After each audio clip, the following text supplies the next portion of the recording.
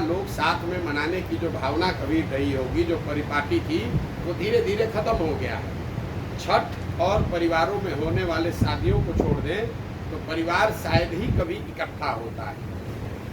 बेरोजगारी और पलायन के बाद जो बेरोजगारी का मामला है, उसमें खाली आपको आंकड़ा दे देता हूँ। एक नई बात लोगों को बताने की कोशिश की जा रही है कि सरकारी नौकरी दिया जाएगा। उसके लिए मारामारी की जा रही है कि हमने 2 लाख दे दिया कि 4 लाख दे दिया। किसने कितना दिया कितना नहीं दिया उस पर मैं बाद में आता हूँ। पहली बात कि पिछले महागठबंधन की सरकार ने जो नौकरी का दावा किया है, ये सरासर गलत डाटा है, आंकड़ा है, लोगों को बेवकूफ़ बनाया जा रहा है।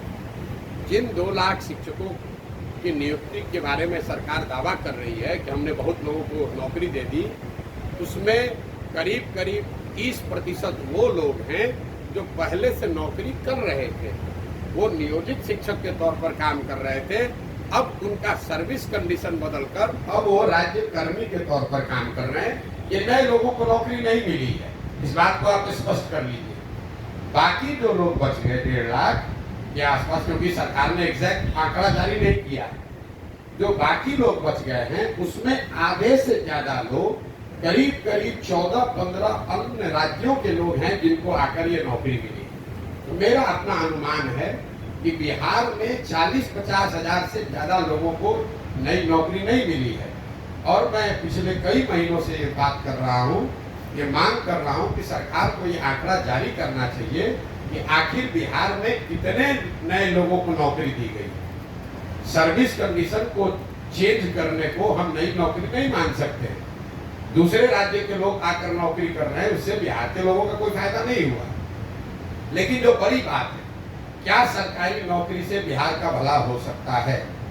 क्योंकि नौकरी चाहे 50,000 मिला हो या 2 लाख, 30-32 वर्ष से जो लोग यहाँ राज कर रहे हैं, लालू जी, नीतीश जी, दोनों आपस में झगड़ रहे हैं कि ये नौकरी किसने दिया। हम कह रहे हैं कि आप दोनों का दावा मान लीजिए, उन्हीं को क्रेडिट दे दीजिए। एक आंकड़ा आपको दे रहे हैं, बिहार में चपरासी से लेकर मुख्य सचिव तक, चपरासी से लेकर मुख्य सचिव तक, नियोजित हो, कॉन्ट्रेक्चुअल एम्प्लॉय हो, रेगुलर एम्प्लॉय हो, सबकी संख्या अगर आप जोड़ दीजिएगा तो कुल जमा 1.97%, मतलब 2% से कम लोग ही सरकारी नौकरी करते हैं।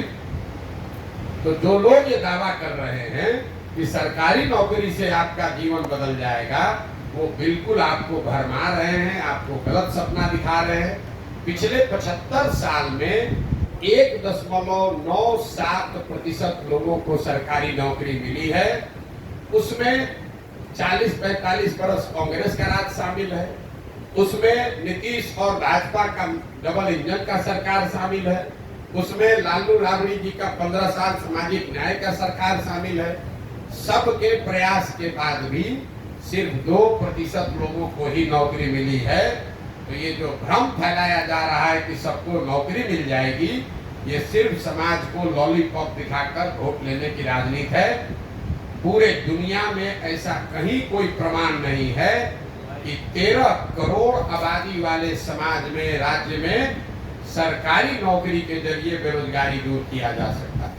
दुनिया में इस बात का जरूर प्रमाण है कि अगर लोगों को अच्छी शिक्षा दे दी जाए, उनको स्किल दे दिया जाए और उनको काम करने की सुविधा और पूंजी दे दी जाए, उससे उनको रोजी रोजगार मिल सकता है, उससे उनकी गरीबी दूर हो सकती है।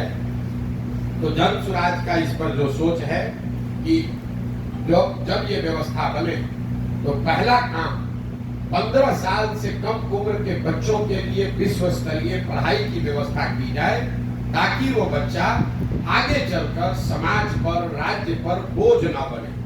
इसी समाज में जो लोग पढ़ लिख गए हैं, नौकरी कर रहे हैं, अपने पैर पर खड़े हो गए हैं, उनको सरकार से 4 किलो अनाज नहीं चाहिए, उनको इंदिरा आवास योजना के लिए लड़ाई नहीं करना है, उनको 400 रुपया का पेंशन नहीं चाहिए। तो पूरे दुनिया भर के जो विद्वान लोग हैं, जिनसे जो लोग जन स्वराज की मदद कर रहे हैं, सुझाव दे रहे हैं, वो बता रहे हैं कि बिहार की व्यवस्था अगर बदलनी है तो सबसे पहला काम करना है कि 15 साल से कम उम्र के बच्चों को पढ़ाई की अच्छी व्यवस्था की जाए, ताकि वो समाज पर, समाज के संसाधनों पर बोझ न बने। दूसरा 15 साल से 55 साल की उम्र के का जो वर्ग है, जिसको अब फिर से पढ़ाया नहीं जा सकता है, लेकिन इनको स्वरोजगार के लिए तैयार किया जा सकता है। उनके लिए पूंजी को उपलब्ध कराया जाए। अगर आपकी उम्र 35 है, 40 है, तो आपको सरकारी नौकरी नहीं मिल सकती है। अगर नौकरी आ जाए तब भी नहीं मिल सकती है। इनका दशा कैसे सुधरेगा?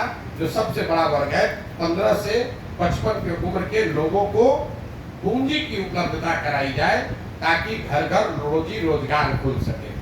और 55-60 से ज्यादा उम्र के जो लोग हैं, समाज की जिम्मेवारी है कि उनके जीवन स्तर को बेहतर करने के लिए कम से कम उनको 2000 रुपया पेंशन की व्यवस्था की जाए, ताकि वो लोग जो अब शारीरिक तौर पर मजदूरी करने की स्थिति में भी नहीं है, पढ़ाई तो स्वाभाविक तौर पर वो नहीं कर सकते हैं, रोजी रोजगार नया कुछ कर नहीं सकते हैं, उनका जीवन यापन एक इज्जतदार नागरिक शहरी के तौर पर बीते, इसके लिए उनको 2000 रुपये महीने की व्यवस्था की जाए। और ये तीनों काम बिल्कुल किया जा सकता है। कोई कहेगा भैया शिक्षा कैसे सुधरेगा? तो शिक्षा को लेकर बिहार सरकार, केंद्र सरकार दोनों के पैसे को जोड़ दीजिए तो करीब करीब 50,000 करोड़ रुपया हर साल बिहार में खर्च हो रहा है बच्चों के पढ़ाई के लिए। 50,000 करोड़ रुपया, और 50 बच्चे भी अच्छी शिक्षा नहीं पा रहे हैं। जो धनसुराज की सोच है, विजन है कि अगर इसमें से 1/3 पैसा 15,000 करोड़ रुपया भी हर साल नई शिक्षा व्यवस्था बनाने पर खर्च किया जाए, तो हम लोगों का अनुमान है कि हर प्रखंड में, नेतरहाट का आपने नाम सुना होगा, नेतरहाट के स्तर के विद्यालय अगर हर प्रखंड में एक विद्यालय खोलना हो तो करीब करीब 15 से 20,000 करोड़ रुपया उसका सालाना खर्च आएगा। धनसुराज की ये सोच है कि जो अभी शिक्षा पर खर्च हो रहा है उसका 1/3 पैसा हर प्रखंड में एक ऐसा विश्व स्तरीय विद्यालय बनाने पर खर्च किया जाए। और अगर हर साल हम लोग एक विद्यालय अच्छा वैसा बनाएंगे तो अगले 5 साल में हर प्रखंड में 5 ऐसे विद्यालय बन जाएंगे जिसका स्तर नेतरहाट का होगा। मॉडल ये है कि हर गांव में स्कूल बनाने के बजाय, हर बच्चे तक अच्छी शिक्षा पहुंचाने के बजाय, हर बच्चे को अच्छे शिक्षण संस्थान में पहुंचाया जाए।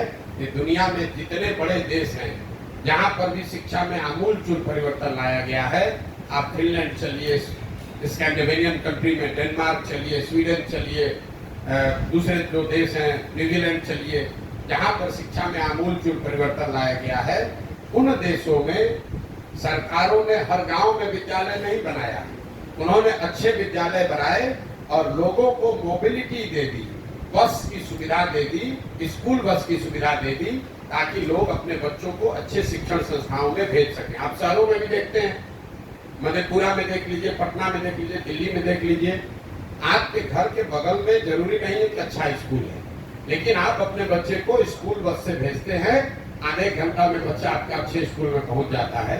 तो धनसुराज ने जो परिकल्पना की है कि हर प्रखंड में बिहार में अगर 5 अच्छे विद्यालय बना दिए जाएं तो, और स्कूल बस की बढ़िया व्यवस्था बना दी जाए, तो कोई भी छात्र 15 से 20 मिनट में अपने घर से स्कूल बस के माध्यम से स्कूल तक पहुंच जाएगा। तो ये धनसुराज की सोच है बिहार में शिक्षा के, प्राइमरी शिक्षा के आमूलचूल परिवर्तन के लिए। दूसरा जो मैंने आपको बताया कि 15 साल से 55 साल की उम्र के लोग जो बाहर जाकर मजदूरी कर रहे हैं या यहाँ पर मजदूरी कर रहे हैं, उनके हाथ में बैंकों के माध्यम से सस्ते दर पर पूंजी उपलब्ध कराया जाए, ताकि आप अपना कोई ना कोई रोजी रोजगार कर सकें। मैं आपको एक उदाहरण देता हूँ। मान लीजिए कि आपको बाल काटने आता है, आपको बाल काटने आता है, आपके पास 20,000 रुपया है, आप सैलून नहीं खोल सकते, लेकिन अगर सरकार की कोई व्यवस्था हो जिससे 80,000 रुपया, 1 लाख रुपया आपको सस्ते दर पर लोन मिल जाए, तो आप अपनी 20,000 रुपया की पूंजी जोड़कर एक सैलून खोल लेंगे, खुद उसके मालिक बन जाएंगे, 4 आदमी को रोजगार भी देंगे और आप अपना परिवार भी चलाएंगे, 4 आदमी को रोजगार भी मिलेगा। अगर वो पूंजी नहीं है, आपको बाल काटने तो आता है, लेकिन पूंजी के अभाव में आप जाकर पटना में, दिल्ली में मजदूरी कर रहे हैं बाल काटने का। तो ये जो सोच है कि जो लोग उम्र के उस पड़ाव से निकल गए जो इनको शिक्षा दी जा सकती